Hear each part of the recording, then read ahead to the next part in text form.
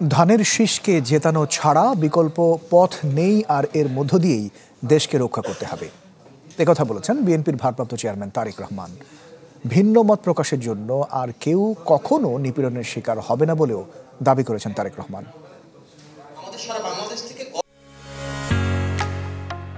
ঢালাইয়ের সেরা premier cement.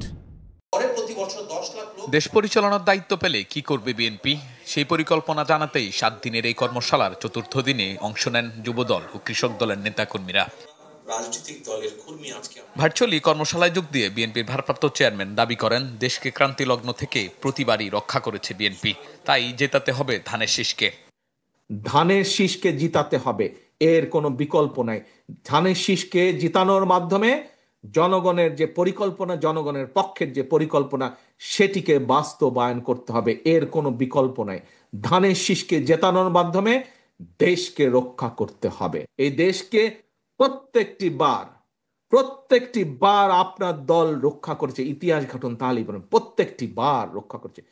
Tarique Rahman বলেন, দেশ গড়তে বিএনপির যে পরিকল্পনা তার 40 ভাগ বাস্তবায়িত হলেও বদলে যাবে বাংলাদেশ। আপনাকে এই যুদ্ধে নেমে পড়তে হবে। কি যুদ্ধ?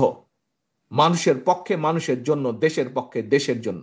এবং এই যুদ্ধে যদি ঝাঁপিয়ে পড়তে হয়, এই যে দেশ গড়ার পরিকল্পনা, এই দেশ গড়ার পরিকল্পনা শুধু পরিকল্পনার মধ্যে রাখলে হবে না। বাংলাদেশে বহু প্ল্যানিং হয়েছে, কিন্তু প্ল্যানিংই রয়ে গেছে।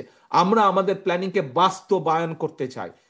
ভিন্নমত প্রকাশের জন্য আবরার, শহীদুল আলমের মতো আর কেউ নিপীড়নের শিকার হবে না বলেও দাবি করেন তারেক রহমান। আমরা আমাদেরটা বলবো, অন্যরা তাদেরটা বলবে। সিদ্ধান্ত নেবার মালিক বাংলাদেশের জনগণ। শাহনেওয়াজ পাবলু, চ্যানেল 24, ঢাকা।